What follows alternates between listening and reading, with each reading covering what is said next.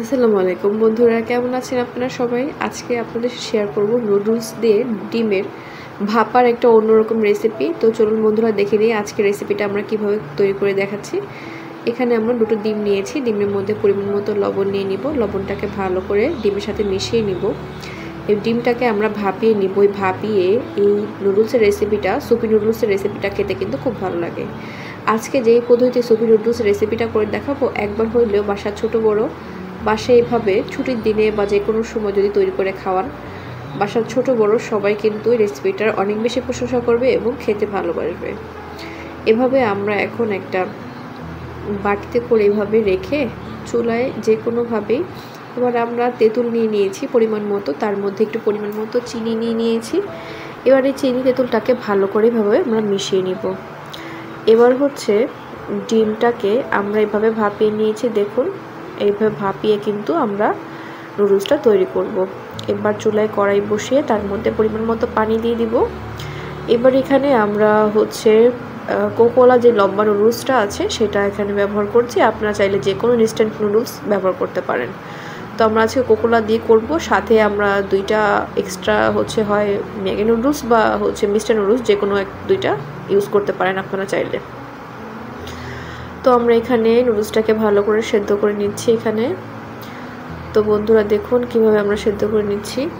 তো বন্ধুরা দেখো, এখানে সেদ্ধ করা নুডলসগুলোকে আমরা এভাবে কেটে নিব, একটা সাইজ করে আমরা এখানে কেটে নিব।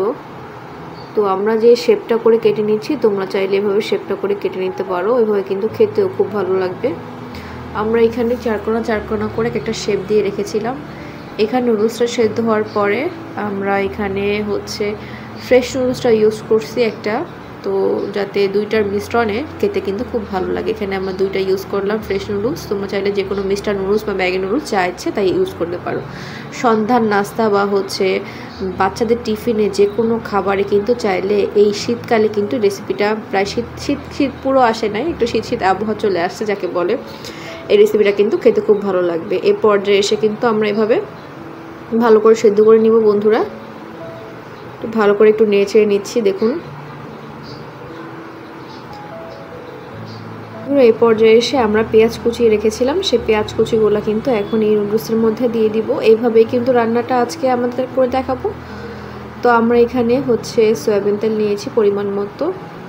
আমরা এখানে ভালো করে একটু নেড়ে ছেড়ে নিব, ভালো করে হচ্ছে এই পেঁয়াজটা এই নুডলসটার সাথে সেদ্ধ করব। আজকে যে সুপি নুডলসটা তৈরি করে দেখাবো, এটা কিন্তু শীত গরম যে কোনো আবহাওয়ায় কিন্তু চাইলে রেসিপিটা করে খেতে পারেন, খেতে কিন্তু অসাধারণ লাগে।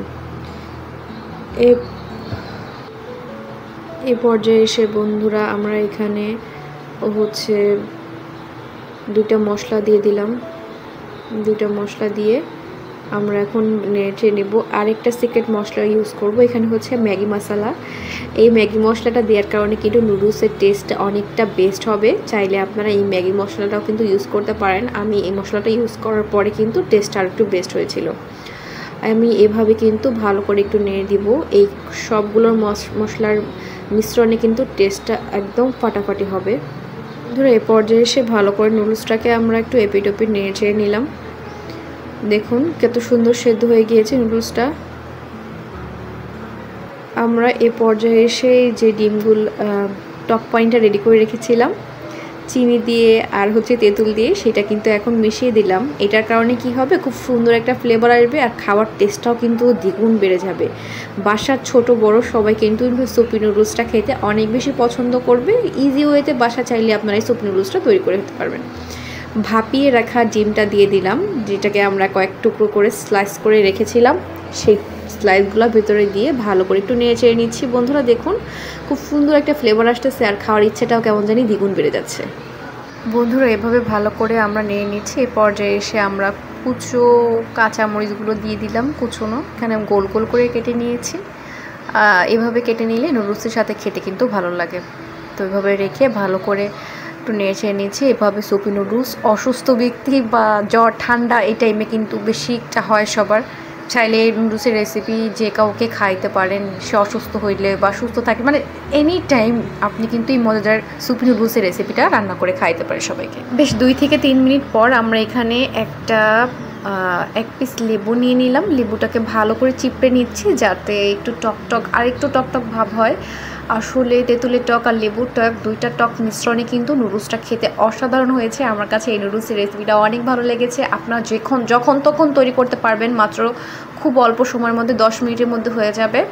কেমন লাগলো আজকে নুডলসের রেসিপিটা অবশ্যই কমেন্টে জানাতে ভুলবেন না। আমার একটা পছন্দের নুডলসের রেসিপি আজকে আপনার সাথে শেয়ার করছি। যদি ভালো লেগে থাকে অবশ্যই একটা লাইক কমেন্ট শেয়ার করে দেবেন। আজকে এখানে শেষ করছি। সবাই ভালো থাকবেন। আল্লাহ।